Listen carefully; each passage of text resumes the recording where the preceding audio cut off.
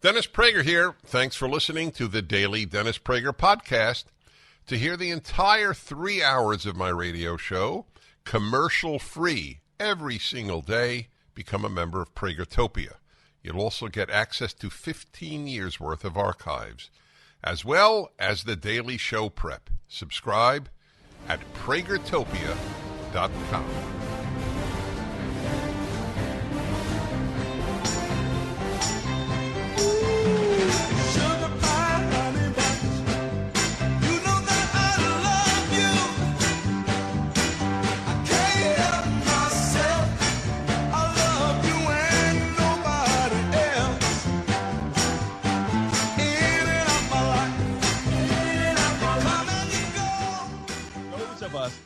That are people of faith, those of us that have Judeo-Christian values and embrace those values. I'm getting some serious feedback, guys.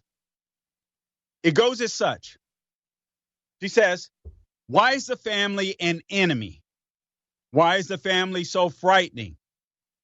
Because everything that defines us is now an enemy for those who like us to no longer have an identity and to simply be perfect consumer slaves.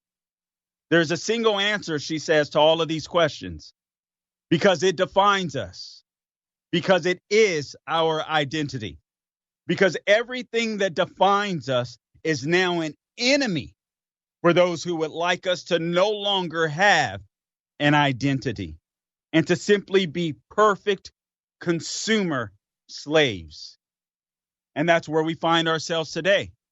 She goes on to say, and so they attack national identity. They attack religious identity. They attack gender identity. They attack family identity. She says, I can't identify myself as Christian, Italian, woman, mother. No, I must be citizen X. I must be gender X, parent 1, parent 2. I must be a number, because when I am only a number, when I no longer have an identity or roots, then I will be the perfect slave at the mercy of financial speculators, the perfect consumers. She says, that's the reason why. That's the reason why we inspire so much fear. That's why this event inspires so much fear, she says, because we do not want to be numbers. We will defend the value of the human being, every single human being, because each of us has a unique genetic code that is unrepeatable. And like it or not, that is sacred, and we will defend it. We will defend God, country, and family, those things that disgust people so much. We will do it to defend our freedom, because we will never be slaves and simple consumers at the mercy of financial speculators. That is our mission.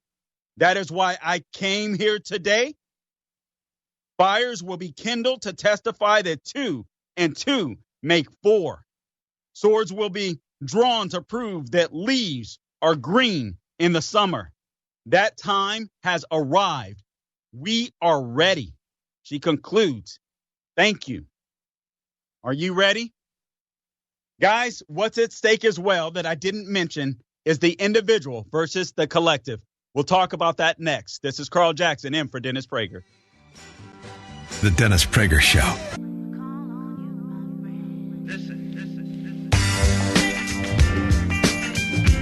All right, welcome back to the Dennis Prager Show. I'm your guest host, Carl Jackson, sitting in for Dennis Prager. Always an honor and a privilege to be behind the microphone of Dennis Prager. I look forward to actually seeing him again October 17th. For those of you that might be listening here in Orlando at the Battleground Talkers Tour, you can go to battlegroundtour.com, battlegroundtour.com for more details. But here in Orlando, October 17th, it'll be Dennis Prager, Dr. Sebastian Gorka, and Mike Gallagher joining us. I will be there. My friends, the American Adversaries, will be there. Matt Buff, Roger Franklin Williams. So if you can, come out, join us. Also meet Dr. Sebastian Gorka, Dennis Prager himself, and Mike Gallagher. It's going to be a fabulous time at Faith Assembly.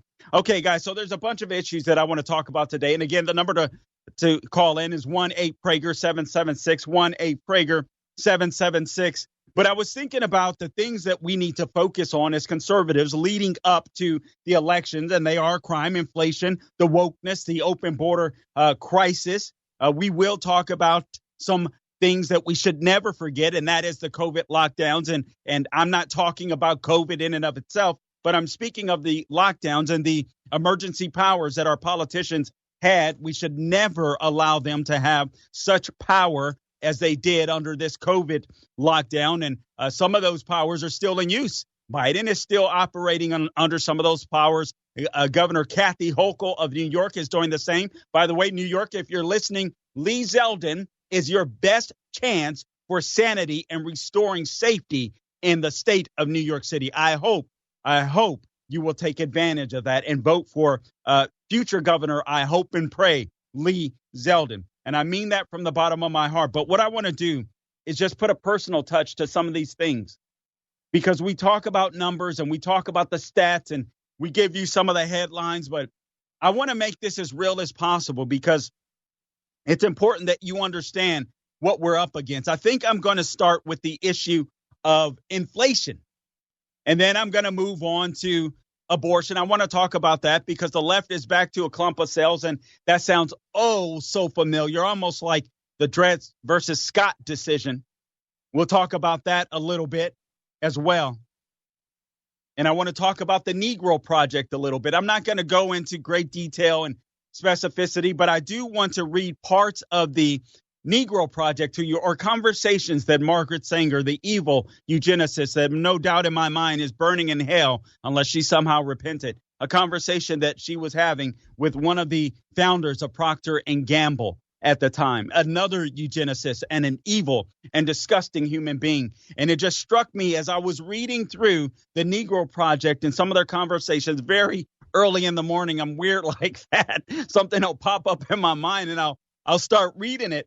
And man, it's just sick. It's just evil. But what was so disconcerting was that we're back in that same place. And it's no longer the Negro Project alone. It is the American project. We see it through. We see this desire to get rid of the individual, this desire to depopulate the earth, whether it's through global warming, whether it's through saying that men are toxic so women want nothing to do with them, whether it's the transgender craze, and it is a craze. We'll talk about that. Whether it's through CRT, where people are automatically saying that someone that looks differently from them skin color wise is evil. The left is at it again. The Negro Project is in full effect, only it no longer involves just the Negro. So we will get into that. But I want to take you to the issue of inflation. I want to talk to you about Wendy the waitress. I'm going to get to you about Wendy the waitress in just a sec, but hat tip the Federalist. Let's go here first. There's an audio, there's a column written by the Federalist. Kylie Griswold of the Federalist wrote a column entitled "Grocery Shop with Me to Fact Check Biden's Inflation Up Hardly at All," quote unquote, claim. This is very important because Joe Biden, in an interview with 60 Minutes, and you guys are familiar with this interview, it absolutely backfired on Joe Biden, as interviews and speeches of his tend to do. But he told Scott Pelley at the time that the pandemic was over, and the left went back crazy because it's like, oh, my God, now that means the emergency orders are over. So if the left can't scare you to death, it's likely that you're not going to vote for them. If the left can't convince you that America is systemically racist, that your neighbor hates you, they understand that you won't vote for them. If they can convince you that you have no chance of surviving economically without them, then they understand that you will vote for them. That's who they are. That's who the left is. Frankly, that's who they've always been. I don't know why this is so hard for people to see and understand. I implore you, take a look at the black community. Take a look at the suffering of the black community, where it's gotten no better in the black community. Families absolutely destroyed. Check out Uncle Tom, too. A fascinating documentary. Fascinating documentary. Joe Biden also, in that interview with Scott Pelley, made it sound as if we're going to go all out to defend Taiwan rather than keeping his mouth quiet. And if we need to give them weaponry, so be it. But the guy is scary. But another thing he did, he just kind of blew off inflation. as if it was a dubious claim that Americans were hurting. And this is what I want to talk about. He talked about the economy. The inflation numbers, they just rose a fraction, just an inch. I spoke about this on Tatum's show the other day, but just an inch. And what he was talking about, what he wants his people, his followers, his voters to believe, or he's hoping his voters are dumb enough to believe, is that inflation really didn't change much. Not that it's up 8.8% or 9% year over year. In fact, I'm going to argue, and I'll show you that it's a lot worse than that. And I'm going to encourage you to buckle up and get ready, because a recession is coming. I would argue that perhaps even a light depression might be in our future if we don't get government spending under control. But I want you to understand first how callous Joe Biden is, and not just Joe Biden. This is something very important. As we head towards the midterms, I want you to understand, whether it's Joe Biden, whether it's Gavin Newsom, whether it's Kathy Hochul, all of their policies are the same. So we're not just fighting against Joe Biden. What they're going to try to do is slap a pretty face, to run for 2024. More than likely, it'll probably be Gavin Newsom. He destroyed San Francisco, then he destroyed the entire state of California. So they want him to destroy America. So it might be him. It could be. It could be the vice president, Kamala Harris, but we doubt it. No one takes her seriously at this point, including her own staffers. But inflation has been consistently bad throughout the Biden administration, and he wants his voters to believe otherwise. Biden inherited an inflation rate of 1.5, some will say 1.7%, depending on which economist you read. Now we're upwards of 9% or close to 9%. And when we get back, what I want to do is talk to you about how bad it really is. And I'm going to talk to you about a term that I've invented, but I want to talk to you about chain reaction poverty, because that's what's coming as a result of Democrats that are in control of Congress and the White House. We'll be back. Carl Jackson in for Dennis Prager.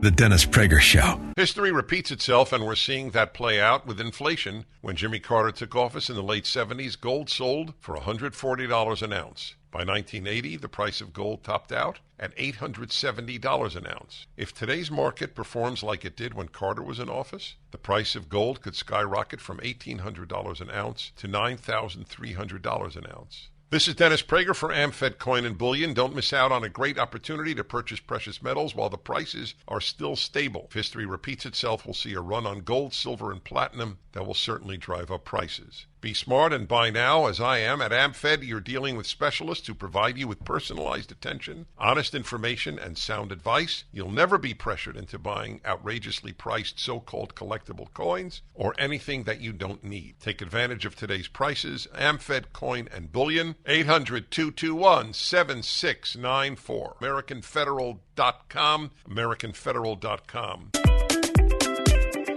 All right, welcome back to the Dennis Prager Show. I'm your guest host, Carl Jackson, sitting in for Dennis Prager. Again, it's an honor and a privilege to be with you today and sit behind Dennis's microphone here. And if you want to call into the show, feel free to do so.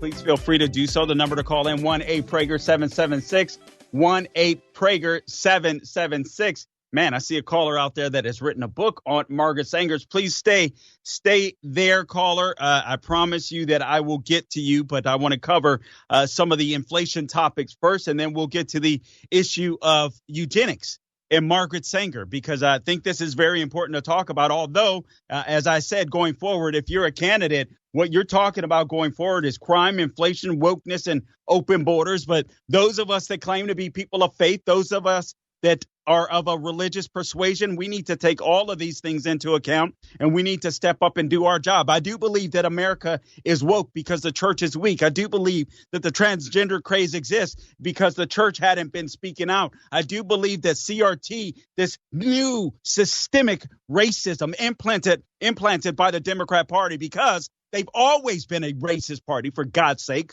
but this new systemically racist Democrat Party with their CRT, with their SEL, unfortunately, I think in large part are only successful because the Church of God has been so unsuccessful.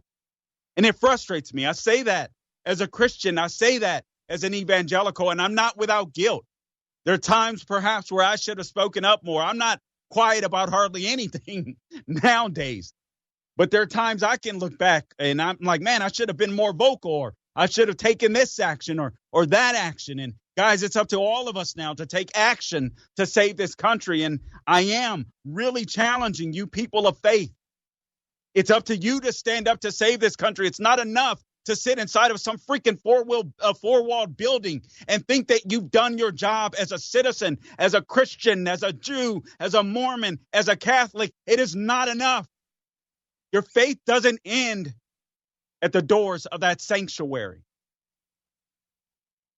But I think we've acted that way for so long. We can look at what it's caused, the havoc that it's wreaked. So I want to go back to this issue of inflation. There's a scripture that says the borrower is slave to the lender. The borrower is slave to the lender. Well, we've got it backwards. We've got it backwards. We're the lenders. We're the taxpayers. The government has no money except that money which we give to them, or they print it out, or they borrow it. So they borrow it, they print it, or they tax us to death. They take our hardworking money. And then when they overspend, like they are doing in Washington, D.C. right now, we get inflation. Inflation isn't a result of Vladimir Putin or some war across the ocean. It has nothing to do with anything else except the government printing and or spending too much money. That is it. That is all. And they are making us slaves to them. And some of you have fallen for it. Some of you have fallen for it. If you're a Christian particularly, I think you need to heed my words. When the Bible tells us that the borrower is slave to the lender, we should not be voting for people that put people in perpetual debt. That is a sin. That is wrong. We take this stuff so lightly. We think nothing of it. Oh, man, that's politics. That's politics. But, we're in the church. That's not something that we get into. Well, what the heck were you created for? To sit on a freaking rock? To sit on a wooden pew? Unbelievable. Forgive me. I'm a little frustrated because I believe my country is at stake. And I don't want it to be. But I realize that it is. And I understand that we all have to stand up and fight. We all have to stand up and fight. This is, again, an election that is about good and evil. This is not Democrat versus Republican. This is good versus evil. This is liberty versus tyranny. This is the individual versus the collective. And I cannot stress that enough. I cannot stress that enough. I started thinking about this or reading through this column on inflation and how it's impacting people. And I got to tell you, it broke my heart. I can't believe I'm sitting here reading through a column that's based upon numbers, and it broke my heart. And it broke my heart because I started envisioning where I was, a place of poverty, and how hard I had to work to get to where I am today. And I'm not rich by any stretch of the imagination, but now I see a government that's trying to intentionally put people into poverty. And it sickens me. And I want to fight back against it. This is Carl Jackson in for Dennis Prager. We'll be back. MyPillow is having their biggest sheet sale of the year. You all have helped build MyPillow into the amazing company that it is today. Now Mike Lindell, inventor and CEO, wants to give back exclusively to his listeners. The Percale and Giza Dream bedsheet sets are available in a variety of colors and sizes, and they're all on sale for as low as $29.98 with our listener promo code. Order now, because when they're gone, they're gone.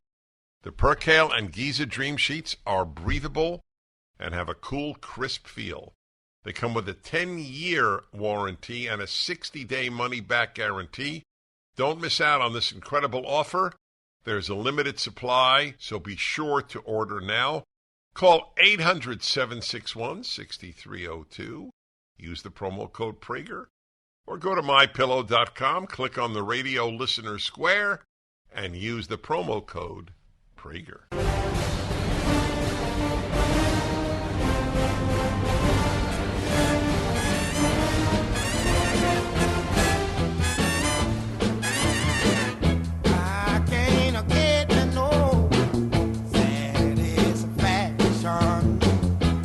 Welcome back to the Dennis Prager Show. I'm your guest host, Carl Jackson, sitting in for Dennis Prager. The number to call in, 1-8-PRAGER, 776-18-PRAGER, 776. I'll get to your calls as soon as possible. I'm talking about the issues that Republicans, I believe, need to be talking about leading up to the election. And I haven't gotten to most of them yet. I've been ranting a little bit. I hope you'll bear with me, but I will get to them, including crime, inflation, wokeness, and open borders. And I've been challenging those of you that are people of faith to step up to this fight. This is what we were created for. This is what we were made for. We weren't created to sit behind four walls or to sit on a rock or to sit in a pew and just claim the gospel, although that is we should be sharing the gospel. But obviously, we should be sharing that outside of the walls of the church. But we should also understand what that looks like in practical implications with everyday life, not just wait until we get to heaven. That isn't the goal. I mean, obviously, the goal is heaven, but we should be using our faith, living our faith out loud. It should affect every aspect of our being, every aspect of our life. It doesn't mean that we always get it right. It doesn't mean that we don't mess up. But it's very important that the church starts fighting back. I was very disappointed when many churches, many evangelical churches shut their doors for COVID. Like, what the heck are you thinking? We should be the first place that would have said, over my dead body, you got to be crazy. Thank God I belong to a church that did not shut down. But I understand. I mean, and we saw around here in Orlando plenty of churches that took me by surprise, where they didn't even open up for over a year. And when they did open up, it was mask and everything else. And I'm like, oh, my Lord. Oh, my Lord. I'd never expected the church to be so easily duped. And the world is supposed to follow our example. Give me a freaking break. Man, are we hurting?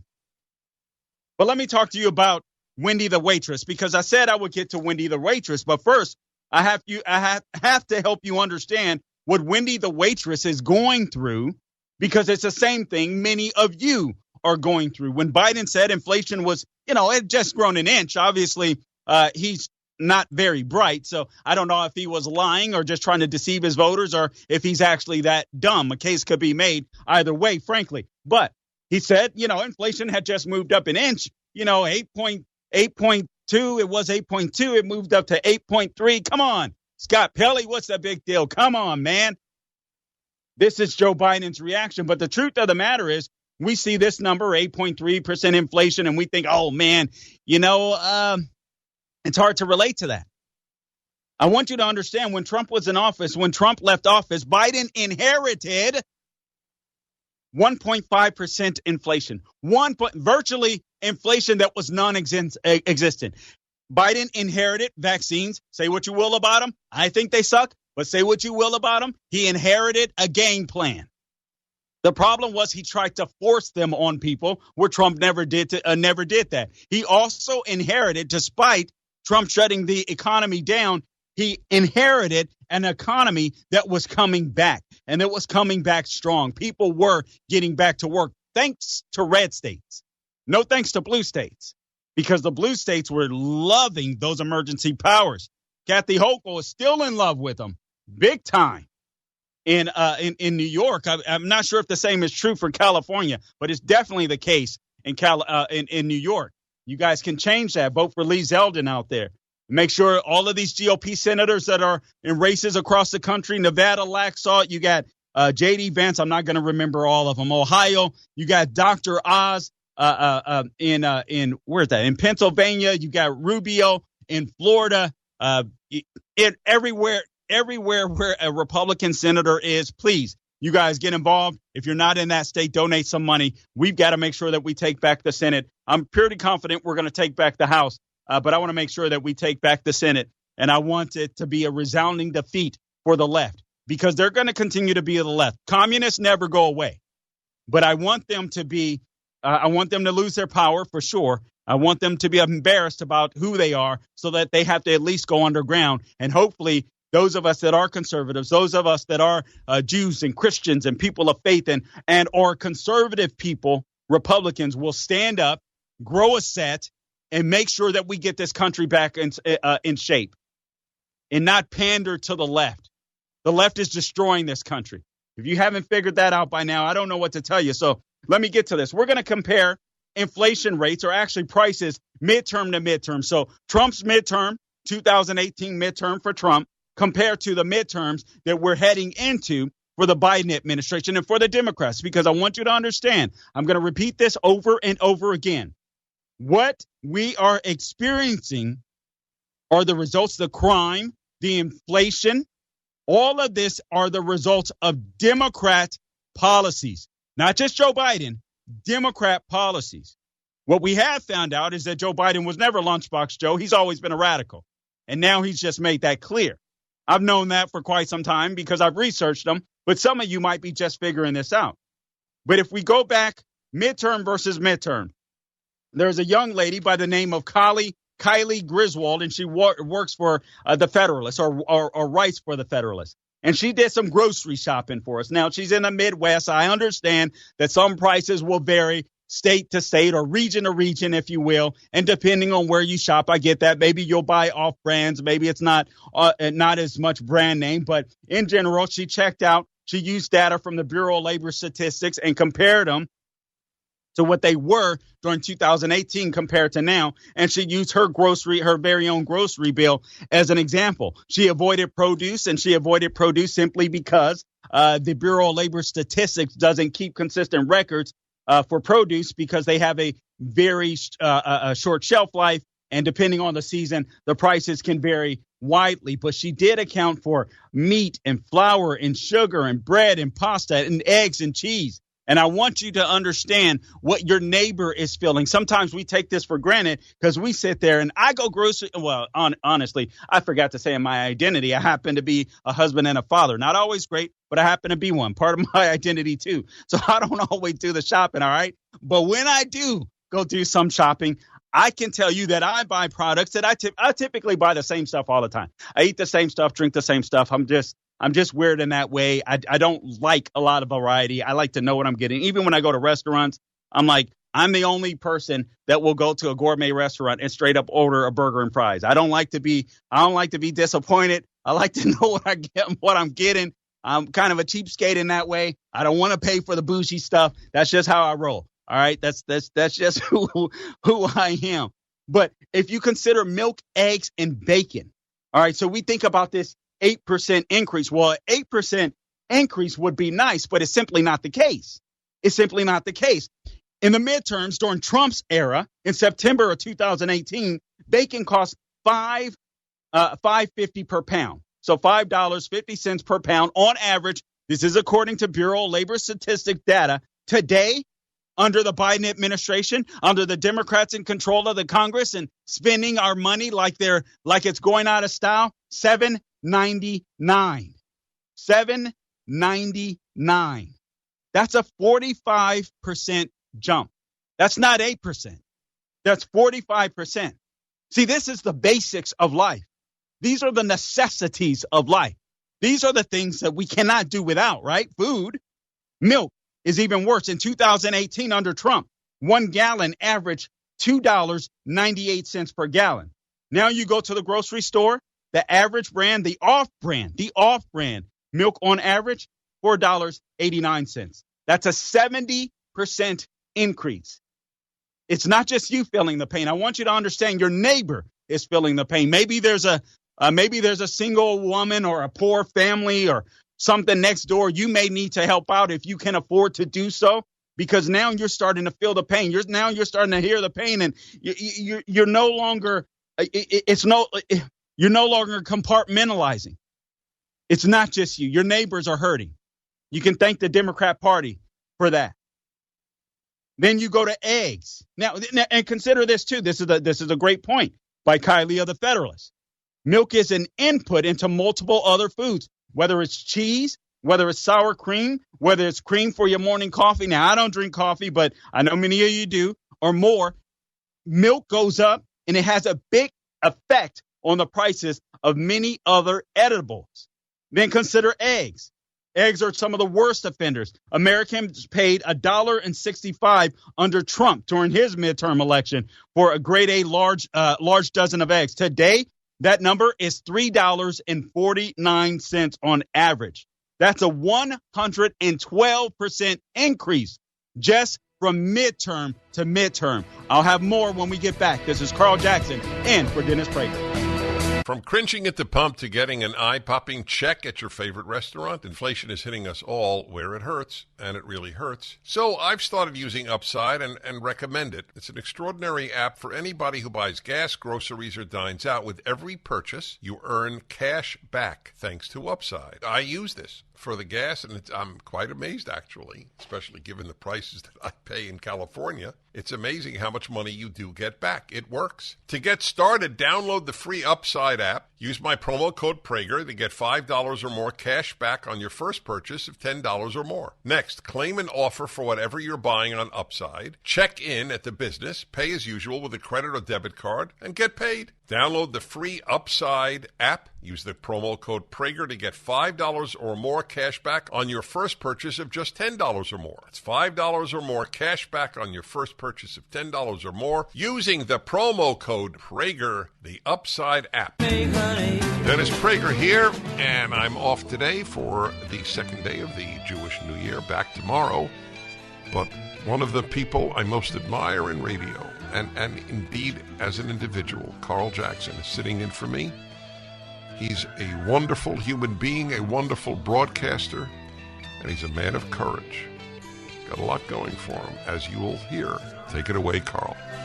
Thank you, Dennis Prager. Again, I appreciate the opportunity to sit in behind Dennis's microphone, and I want to thank everyone involved. Obviously, Dennis and Sue. I want to thank Sean McConnell on my ear.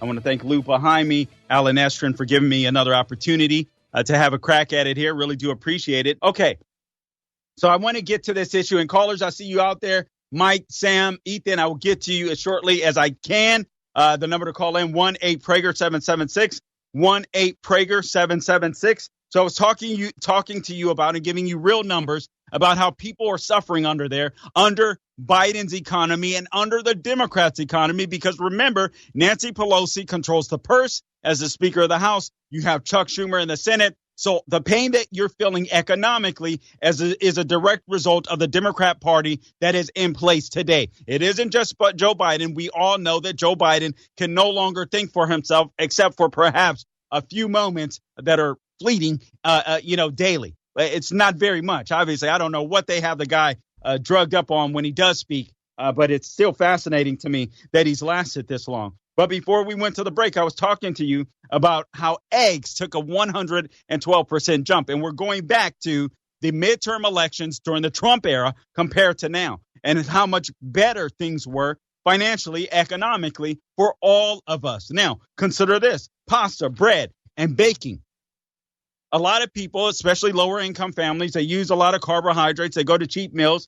Oftentimes use cheaper meals. They use bread and pasta a lot. We did it growing up. Lots of spaghetti, lots of cereal, lots of PB&Js. Now these things are rising. So keep in mind, inflation is a tax on the poor. Wheat bread in 2018 under the Trump era cost $1.95 per pound, or a loaf. Now it costs $3.19 under Biden and the Democrats. That's a 65% rise. The cost of white bread has skyrocketed. 4 years ago, it ran consumers $1.29 per pound. Today, it's $2.79. That's a 116% spike in price.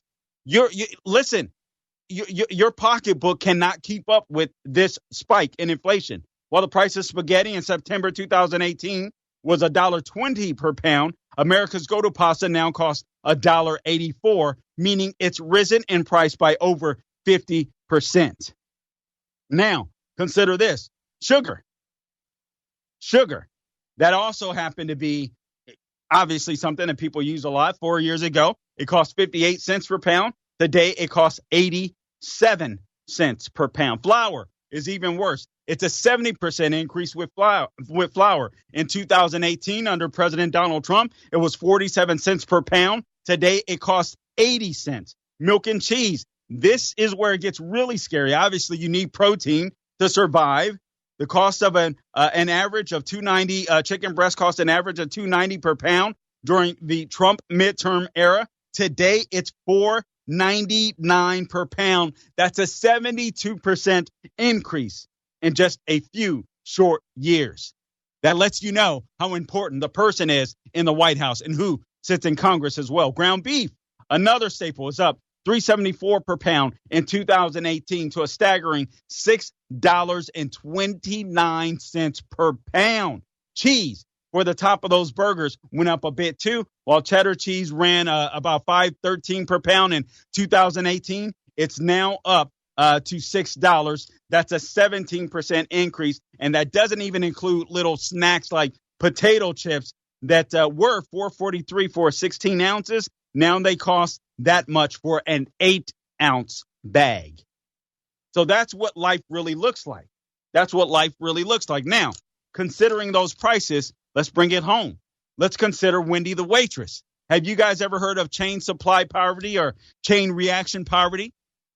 I doubt that you have, because I just made that up, while I was sleeping earlier and reading. That's my own little ghetto fabulous spin there. But as Sean keeps telling me in my ear, I'm absolutely brilliant. I tell him to keep it down to 5 times per hour now. I'm trying to be as humble as possible. But that is one of the things that I came to think of. Kind of proud of myself, All right, God, don't strike me dead. All right, so Wendy the waitress. Let's consider Wendy the waitress, and let's consider some of these prices. Wendy the waitress, single mom perhaps. She's doing okay. Keep in mind, she had to shut down, or her restaurant shut down during COVID, not because of the disease itself, but because of these bureaucrats that were in love with power. And the bureaucrats that were saying that her job was not essential, while their jobs were essential, even though she pays their salaries. So this is Wendy the waitress. So let's say Wendy the waitress with good tips. Maybe she makes, 40 grand. Maybe she makes all the way up to 60 grand a year. But now rent has gone up significantly under Biden. The average renter now pays $1,326 per month, but that can go all the way up to $2,100 if you're renting a single home. Luckily, she happens to be in an apartment, but her rent is going up. What will Wendy the waitress do under the crushing weight of Biden inflation? We'll be back to talk about it. The Dennis Prager Show. All right, welcome back to the Dennis Prager Show. I'm your guest host, Carl Jackson, sitting in for Dennis. Let me talk to you real quickly about the Dennis and Julie podcast. A new podcast is out today. Just go to Salem Podcast Network. The title of the podcast today is Do the Should. That's a very interesting title. You want to talk about two brilliant people that I'm glad are on our team. It is Dennis Prager and Julie Hartman. So make sure you check out the podcast, the Dennis and Julie podcast. And actually every week on Tuesdays, you can check it out. So the Dennis and Julie podcast, SalemPodcastNetwork.com, or wherever you get your podcast, check it out. Do the Should. Oh, you can watch it at YouTube as well. So make sure you check it out on YouTube. Subscribe to it on YouTube as well. Let me get through Wendy and then Mike, Sam, Ethan, Reggie. I see you out there. I promise I will get to you. The number to call is 1-8Prager-776. But I want to talk to you, or I am talking to you, about chain reaction poverty. And I do want to warn you that times are going to get worse before they get better. But I want to encourage you to stay in the fight. And the issues that Republicans should be talking about today in order to win election is crime, inflation, the wokeness, the open borders, and everything that comes with those particular 4 topics. But I do want you to understand how evil the Democrat Party is as it exists today. And I do want to challenge those of you that are people of faith to stand up and fight and never bow down to some politician telling you that your rights are not as important, where strip clubs can be open, but churches cannot, where bars can be open, but churches cannot. As soon as you saw that, there should have been a nationwide freaking, oh my God. I honestly, I couldn't believe what I was seeing. I could not believe what I was seeing from churches. Churches, don't ever do that again. Don't ever bow down to the government like that again, especially a corrupt government like we see is in place right now. It's unbelievable to me. But going back to Wendy the waitress. So let's say Wendy the waitress, so let's say she tops out at $60,000 a year with her tips. not necessarily bad money, but you got to keep in mind she's got to make up for all the money she lost because these little wannabe dictators were telling her that her job wasn't essential during the lockdown. So she comes back. Let's say she pays the average rent. Maybe she's paying about $1,300, $1,400 a month, but she's a single mom. She's a single mom. She's trying to make ends meet. She's got her little boy. Let's say his name is Timmy. I'm just throwing that out there. You see how I think on the fly there, Sean? But let's say she's got her little son, Timmy. She's got to make ends meet. She needs a car to get back and forth to work. Unfortunately, she didn't save up enough money, or she didn't have money to buy a cash car. She should have bought a cash car, but she decided to buy a used car. She didn't go with a new car because a new car, the average price of that is $34,635 or $575 a month. So she tried to be a little conservative. She went with a used car. So she's paying $430 a month because that's the average. Now she has her grocery bill. Her grocery bill for she and her son probably used to top out at about $300-400 a month. Now she's paying a whopping $800 a month, if not more, under the Biden administration. Now she's getting fewer tips. She's starting to wonder that $60,000 salary that she depends on. Now she's living in Biden's America and she's getting fewer tips. And she's like, what the heck is going on? Well, it's not just Wendy the waitress that's feeling the pain. Now her customers are starting to feel the pain. So Wendy the waitress is no longer getting the tips that she needs to survive, to support her son, to pay her rent, to pay her car note, to pay the grocery bill. So now Wendy the waitress is having to skimp back at the grocery store, because she's taking home less pay. And now her boss comes in and says, Wendy, I got to give you fewer hours because we're getting fewer customers that are coming in.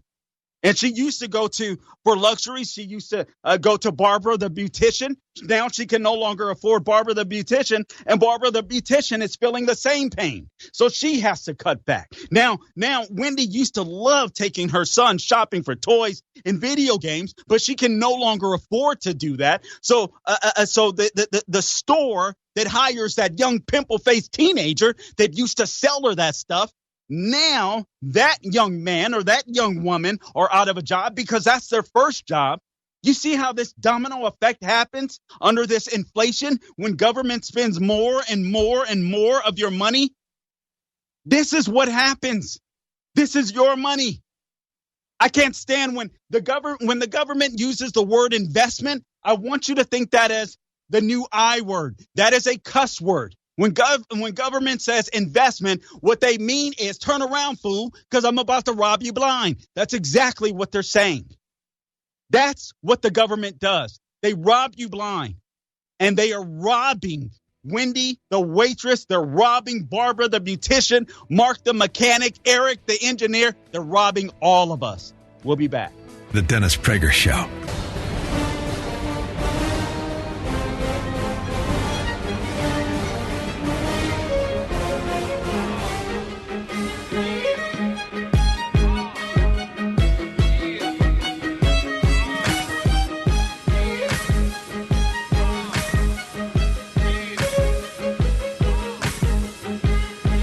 All right, welcome back to the Dennis Prager Show. Some breaking news here. Hat tip to Sean McConnell. This from Newsweek. NATO closely watching Baltic Sea situation as pipeline sabotage is suspected. A NATO official has told Newsweek that the U.S.-led Western military alliance is carefully watching the Baltic Sea in the wake of suspicious incidents that targeted twin pipelines designed to bring gas from Russia to Germany. NATO is monitoring the situation in the Baltic Sea closely. The NATO official said allies are looking into the gas leaks and exchanging information also with Finland and with Sweden as well. Sudden drops in pressure were first detected Monday by the operators of the Nord Stream 1 and Nord Stream 2 pipelines, along with reports of leaks by the Danish Energy Agency and Swedish Maritime Authority. Both pipelines have been at the center of geopolitical tensions surrounding Russia's war in Ukraine, and neither were in operation at the time of the incidents, though they maintained gas under pressure within them. Late last month, Russia's state-run Gazprom halted all supply through Nord Stream 1, which was completed in 2012, citing technical issues stemming from Western wartime sanctions against Moscow. Nord Stream 2, which was completed last year, never entered into commercial operation as a result of the dispute over the conflict in Ukraine. The Danish Defense Command said Tuesday that prohibition zones, quote unquote, have been established around the site of 3 leaks that have been detected within the 2 pipelines. And European nations have increasingly suspected that they were caused by foul play. Nord Stream leaks in Danish military. Anyway, so that's from Newsweek. All right, so we'll keep you abreast of that. Let's take a couple of calls, and then I've got to run through crime. I want to get to abortion, touch on that real quick. Into illegal immigration, wokeness, all of these issues I want to touch on in this hour. So I hope you have your sneakers on because you are in for some conservative cardio. Let's go to, who do we have here? Let's go to Wendell in Atlanta. Wendell, welcome to the Dennis Prager Show. You've got the mic. Hey, Carl, how are you? I'm doing great, man. Yep. Thank you. Good, man. Listen, I really have a real conflict with a lot of my fellow black Christians. Now, they say that they don't agree with the immoral policies of the Democratic Party, but they think that they're not held responsible for voting for them. It's a really confusing thing to me. I've had a girl tell me that she don't believe in the killing of the unborn, but she's pro-choice. I guess she's kind of manipulating the things that we know that God gives all people choice. But the pro-choice in terms of killing babies is a different kind of choice. That's the choice to murder babies, and every Christian should be against it. But they've adjusted their theology to fit this Democratic Party. It's an amazing thing to me. They've adjusted it to fit them. Listen, this is a hard fight, and this is one of those issues where I say blacks that don't wake up, you have to kick the dust off your sandals and move on. But there's no way that you can justify abortion. You can't justify abortion biblically. God says He knew you before you were even born. I would quote scripture to her, and I would just ask her, if God says this, why do you think that? And don't argue with her. Just let her think it through. Perhaps when she walks away, maybe the Holy Spirit will get a hold of her heart and get a hold of her thinking. But this is nonsense. And I do believe that black churches need to be called out for this. I believe, and I hate to say this, but this is true. I think that Black Lives Matter has had a bigger impact on the black community than the black evangelical church ever has. And it's a sad statement, but it's a true statement. I believe that the black church largely, the black evangelical church has largely been feckless when it comes to helping out the black community. And it's simply because they bought into Marxism. If you haven't watched Uncle Tom 2, I'm not saying this because I get a cut or anything like that. I think it's really important for people to see this. And I think a lot of people are under the impression that it's going to be a short-term fight. And Wendell, I appreciate the call. But I think a lot of people are under the impression that it's going to be a short-term fight for the black community. No, this is generational. This is generational. But I believe that documentaries like Uncle Tom 2 is a good start because it helps you to understand what this really stems from and what Marxism is and how it has impacted the black community and how the left has strategically implemented Marxism into the black community. And I'll talk about it briefly, but even the Negro Project, read up on the history of the Negro Project and how Margaret Sanger was systematic in making sure that she got educated blacks, that she could persuade to come on board with her as far as euthanasia was concerned. And since they were high-minded and educated and all that kind of good stuff, they believed they were better than other blacks. And they bought into that crap. And as a result, they're responsible for killing their own people. So I think it's time to push back. I think it's time to challenge anyone who claims the name of Christ, anyone who says they're a Christian. They have to decide, is it skin color or is it Jesus Christ? I mean, we really have to start challenging these people. I think that's the only way you win. Challenge them with the word. Challenge them with scripture. Well, if the Bible says this and you say you're a Christian, how do you justify that? Does that mean that maybe you're not a Christian? You can't justify abortion as pro-choice. For God's sakes, it's not even scientific at this point. You have to be a low information voter to even believe that it's scientific. You have to be Stacey Abrams. It's unbelievable where we're at. Let's take a couple of more calls. Let's go to Gary. Gary's in San Francisco. Gary, welcome to the Dennis Prager Show. You've got the mic. Yeah, hi, Carl. I think you're fantastic.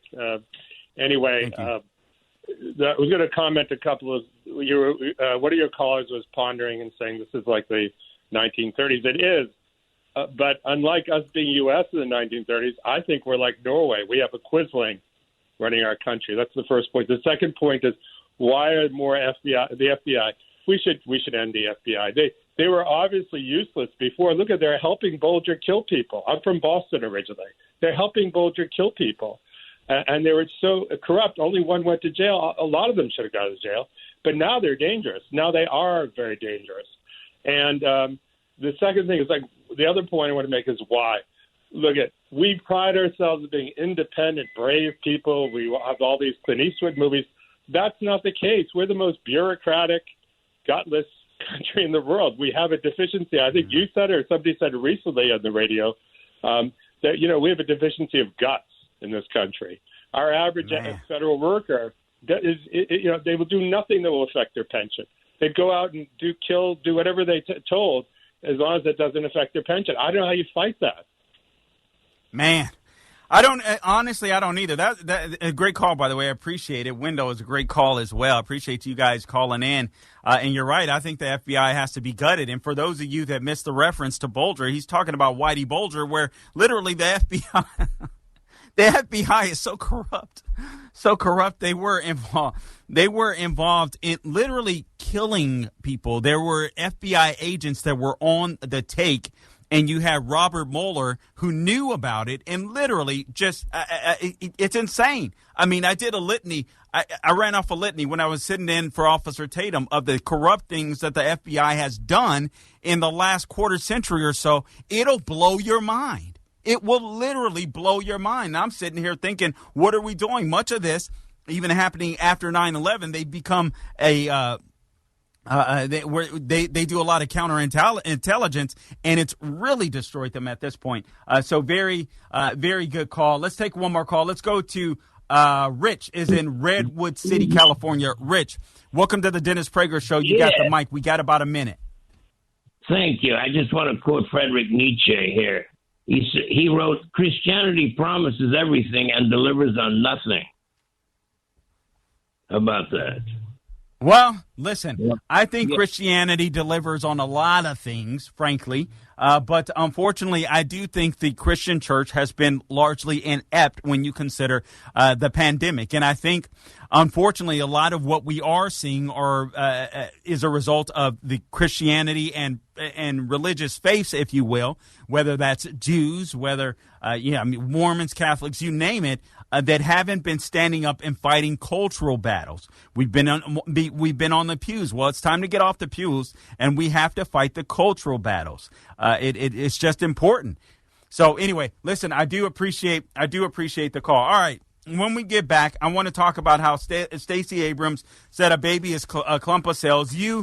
We've all talked about this before, so I'm not going to bore you with too many details of that, but I want to compare it to what the Dred Scott decision. Very important, very, very important. And then we'll talk about the Negro Project a little bit here. We'll be right back. Carl Jackson in for Dennis Prager. The Dennis Prager Show.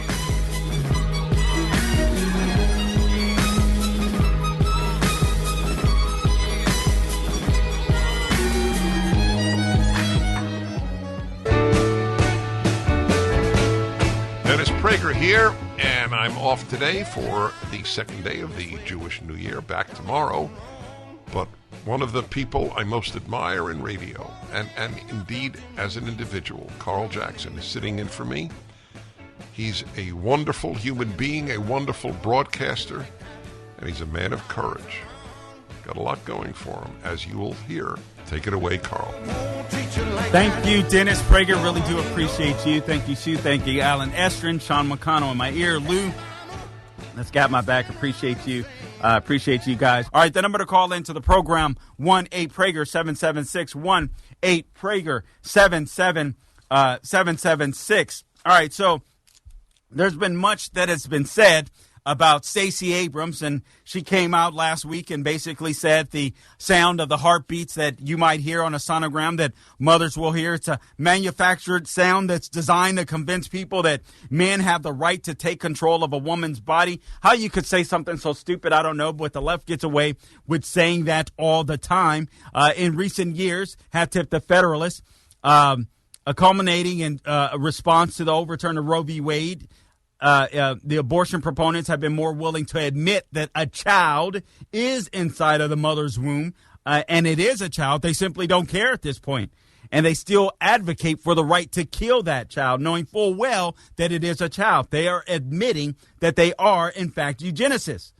This is a worldview that places self-gratification above all moral responsibilities to others. It's fascinating to me. So now they're going back to all of a sudden, saying, hey, the argument now is it's a clump of cells. So they went from, hey, it is a person, we don't care, to now it's a clump of cells. This is manufactured. This is what they do. This is what the left does. The left are a bunch of liars. The left are in this game for power, in the political game for power. Did you know that at 15 weeks of gestation, now that's the cutoff point for places like right here in Florida. I wish it weren't. I wish my personal preference is that, that all babies be born. I don't want any abortion. That is my personal preference. But right now, our state has it where you can abort a baby, you can kill a baby up to 15 weeks. Now, here's what happens at 15 weeks. At 15 weeks, a baby can feel pain. Their hearts are pumping approximately 26 quarts of blood daily. Their skeletons and their organs are formed. They can also start moving their limbs, and they can even taste and hear. This is at 15 weeks. But what's funny is, or what's crazy is, the very same arguments that the left uses, seriously, to defend their positions on radical abortion, in my opinion, are the very same arguments that they used to use to defend their positions on slavery. And you have to understand that this is the party of slavery. This is the party of eugenics. This is the Democrat Party. This is the party of the KKK. Proponents of slavery often claim their slaves were property instead of people. They denied their humanity to justify the denial of their rights, speaking of slaves. What's so different about babies? In his famous opinion in Dred Scott versus Sanford, Chief Justice Roger Taney, the racist, declared that, quote, the enslaved African race were not intended to be included in the phrase, all men are created equal, close quote, reflecting the argument that if slaves did not have full personhood, then their lives and their rights could be trampled upon. Slave owners appeal to the hack science of today, just like the eugenicists of today, like Stacey Abrams, and essentially that's what they are. They suggested, or at least Roger Taney suggested, that slaves, they felt less pain at the time. They had smaller brains. This is what these abortionists say. This is what the pro-choice people say. They don't really have heartbeats. They're going back to this. I was reading through, and I won't go through all of it, but I was reading through the web of deceit that Margaret Sanger perpetrated on the black community. And I'm talking about when it comes to the Negro Project. And it was so calculated. It was so calculated. I can't even go. There was so much reading that I had to do. I was even learning stuff this morning. But the web of deceit, where she literally would attract preachers and people with deep faith. And she would systematically try to bring them in to her side or persuade them with her arguments and bring them into the eugenicist movement in order to kill their own people.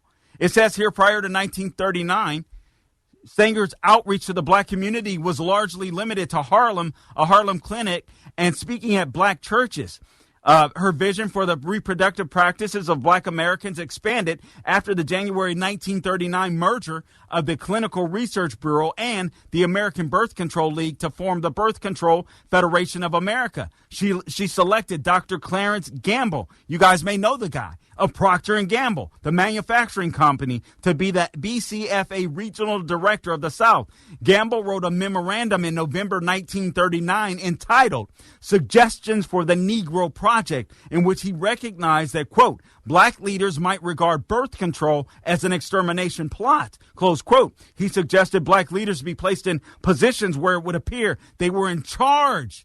Yet Sanger's reply reflects Gamble's ambivalence about having blacks in authoritative positions. We'll get to that next. Carl Jackson in for Dennis Prager. We'll be right back. The Dennis Prager Show.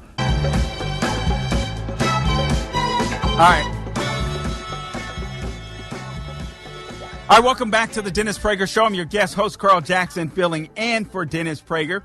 Just to read on quickly, and I won't bore you with too much of this, but I just want you to understand how evil and depraved the left is, the Democrat Party is, and what you're going to be fighting for. Crime is on the ballot this November. Inflation is on the ballot. Wokeness, where people are telling you that men can be women and vice versa. I got a story here for you. The Air Force is under assault. I mean, straight up under assault. I read some information on the Officer Tatum show. Well, things have gotten even worse. Now, the Air Force Academy is holding transgender visibility seminars. We'll talk about that briefly. It's insane. But first, before I do, and callers, I see you out there. The number to call in, 1-8-PRAGER, 776-TOMMY, Cindy, Kim. I see you out there. I will try to get to you here. All right, but going back to this Negro Project, and I'm just reading excerpts of it, all right? This is a very, very lengthy study, but these are some quotes going back and forth, conversation between Margaret Sanger and this guy, Dr. Clarence J. Gamble of Procter & Gamble. And basically, he thought, hey, listen, black Americans are, we don't necessarily want to use them for some of these practices. They're going to find out what we're doing. Again, he wrote this memorandum in 1939 entitled Suggestion for the Negro Project. He recognized that black leaders might regard birth control as an extermination plot. He suggested that black leaders be placed in positions where it would appear they were in charge. Yes, Sanger's reply reflects Gamble's ambivalence about having blacks in authoritative positions. And here's what she says. I note that you doubt it worthwhile to employ a full-time Negro physician. It seems to me from my experience that while the colored Negroes have great respect for white doctors, they can get closer to their own members and more or less lay their cards on the table, which means their ignorance, superstitions, and doubts. They do not do this with white people. And if we can train the Negro doctor at the clinic, he can go among them with enthusiasm and knowledge, which will have far-reaching results among the colored people. Another project director lamented, I wonder if Southern darkies can ever be entrusted with a clinic. Our experience causes us to doubt their ability to work except under white supervision. Sanger knew blacks were a religious people, quote unquote, and how useful ministers would be to her project. She wrote in that same letter, the minister's work is also important and he should be trained. This is the minister, perhaps by the Federation as to our ideals and the goal that we hope to reach. We do not want word to go out that we want to exterminate the Negro population, and the minister is the man who can straighten out that idea if it ever occurs to any of their more rebellious members, like the ones that don't want to be executed, for God's sakes. Sanger's cohorts within the BCFA sought to attract black leadership. They succeeded. The list of black leaders who made up BCFA's National Advisory Council reads like a who's who among black Americans. To name a few, you had Claude A. Burnett, the director of the Associated Negro Press in Chicago, Michael J. Bent, the MD, Meharry Medical School of Nashville, Dr. Mary McLeod Bethune, which I just lost respect for today, president of the National Council of Negro Women in Washington, D.C., and she was a Republican, too, special advisor to President Roosevelt on minority groups and the founder of Bethune-Cookman College right here in Daytona Beach, Florida. Dr. Dorothy Boulding of Farabee cum laude graduate of Tufts, president of Alpha Kappa Alpha in Washington, D.C. That's the nation's oldest black sorority. Listen, the names go on, but suffice it to say, they used academics, and they also used people in black leadership, and whether it was ministry or whatever it may have been, to spread this nonsense about euthanasia. And blacks bought into it. It's a very sad state of affairs, and sadly, it continues to this day. But the Negro Project is no longer just about black people. The left wants to depopulate people. That's why they talk about toxic masculinity. That's why they talk about man-made global warming. That's why they want to get rid of fossil fuels. That's why they're slapping all types of regulations on farmers and saying you can't use synthetic fertilizers. The truth is, they want to depopulate the earth. They want to get rid of the people that aren't like them. We'll be back. This is Carl Jackson in for Dennis Prager. The Dennis Prager Show. The subway station, bye bye, I'm already gone. Bye, all right, welcome back to the Dennis Prager Show. Very short period of time and a couple more things I want to get to. But first, I want to go to a caller on the board. Let's go to Tommy. Tommy is in Scranton, Pennsylvania. Tommy, welcome to the Dennis Prager Show. You got the mic. Hey, what's going on? Nothing much. I hear that. So I just wanted to pick your brain I was listening to the show a little bit ago, and sure. it made me think that maybe the Republicans, also am a Republican, let me clarify. Okay. We might be banking on Christianity a little too hard. I also feel like we're losing voters because of our base. I mean, I understand that that's kind of where the country came off of, but I feel like the separation between church and state is kind of being a little bit more vague nowadays. Okay. Well, listen, Tommy, all right, so hold on for a second. Here's the fact of the matter. If Christians voted their beliefs, liberals wouldn't stand a chance.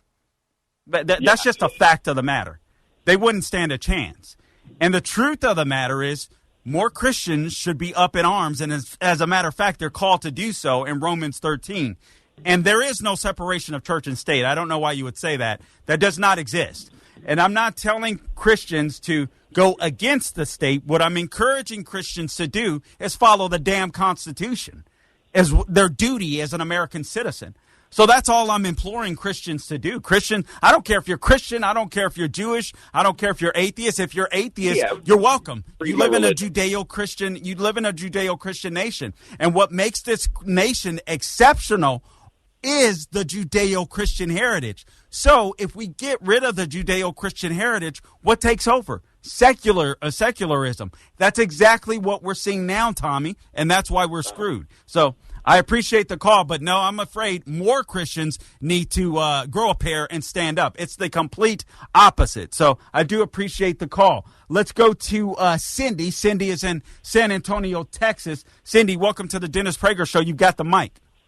Carl, you nailed it. Those people from Pennsylvania, and Tommy's one of them. He needs a little clarification about history and how things work today, because I've got friends up there that I've written off, and I'll give it to you just like this, Carl. Everybody needs to get their pen out. It's very simple. The most deadly virus we face is progressivism. It rots both brains and nations, but freedom is worth losing friends over. How's that? Man. It's a great line. I'm down in San Antonio, Carl, and we're going to hell in a handbasket down here. City Hall and what they're doing with this border, they can't ship enough of them out. This is just the tip of the iceberg, and I'll tell you what, we're fighting for our freedom down here like never before. And I don't care where you live, you're at risk anywhere. Carl, you, Team Jackson, Tatum, and Elder, baby. I'll vote for all of you. God bless you all. I'm serious. I can't wait till Elder throws his hat in the ring. I told him many months ago, Carl, he ought to run for president before he decided to go for governor. But I'll tell you what, you guys can all have it. We need strength. We need strong people like you to get us through this damn mess. And this is an evil force, and Liz Cheney is one of them. The Dems can have her, man. She's dying on the vine. Carl, you're fantastic. Keep up the good work, buddy. God bless you. Cindy, you're a great woman. You're a great American. I could hear it. I could hear the passion in her voice. Just amazing. Let's take another call. Let's go to Kim. Kim is in Thousand Oaks, California. Kim, welcome to the Dennis Prager Show. You've got the mic. Thank you, Mr. Jackson. It is wonderful to be able to talk to you, and I call you Mr. only because I highly respect you. Thank you. You are a voice in the crying in the wilderness. Thank you. I appreciate it. I wanted to just chime in on what you were talking about, in that people who study these things for social cultures and things like that estimate that it takes 4% to replace a population. That is, to keep status quo. And in the late 1800s, the black race was at about a 22 between 18 and say 22%. Sure. So you were growing as a race, right? In the early 1900s, that moved to about 14 to 18%, and today it stands at less than 4%.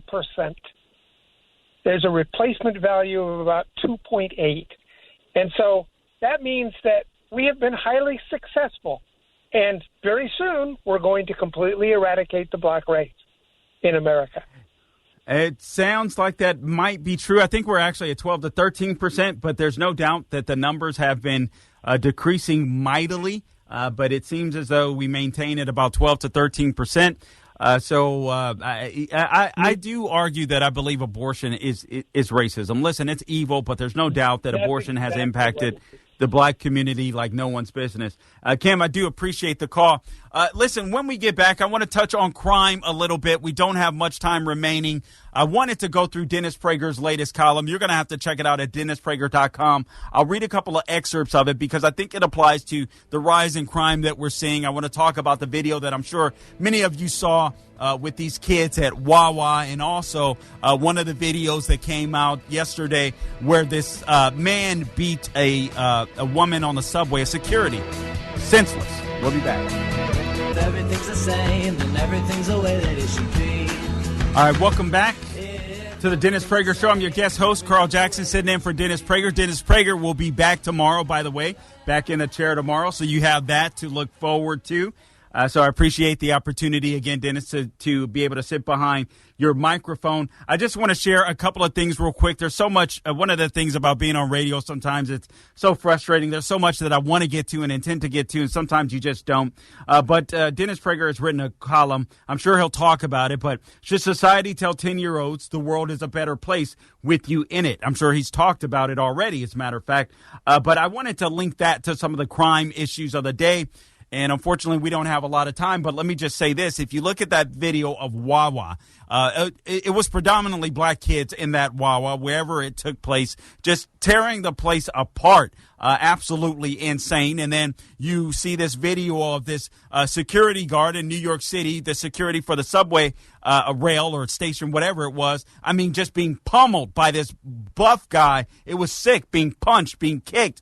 She may have lost vision in one of her eyes. As a result of this, you have this guy, Bill Walton, former NBA legend in San Diego. He supported Black Lives Matter, homelessness, all this kind of stuff. Now he's upset with the mayor because crime is getting out of control. Homelessness is out of control in San Diego. Now he's whining and complaining to the mayor. Karen Bass, running for the mayor of Los Angeles, is changing her tunes. Crime is out of control because of the left, and unfortunately, we're going to pay the price. It's only going to get worse, I'm sad to say, because there's a couple of generations of kids that don't have daddies in the home, and they live on the streets, and they live by the streets. I want to get to a call really quick. Jill, you're going to have to make it really quick. Jill in Newtown Square, Pennsylvania. Jill, go right ahead. You got the mic. We got about 30 seconds. Hello? Can you hear me? Hey. I can, Jill. Jill, go right ahead. We're run out of time. Yeah, I just wanted to call in about your comments about the 1619 project. I'm a nurse anesthetist. I'm 62 years old. I did anesthesia in a hospital right outside of Philadelphia with a large population of black people. And when I first started back in the 80s, we had a slew of 13, 14, 15, 16-year-old girls who were coming in having babies. And, back then I used to think, oh, gosh, they were promiscuous. And now that I'm older, I know better than that. They were probably, this didn't happen because they wanted it. But so when you say that it was an extermination of the black population, and I heard how you read those words, I'm not familiar with this whole 1619 project. First I'm hearing of it. It's the Negro Project. Listen, Jill, we're just out of time. I'm sorry. This is, I really wanted to hear that. Anyway, this is Carl Jackson in for Dennis Prager. I appreciate the opportunity. Until next time, guys, don't grow weary doing good. God bless you.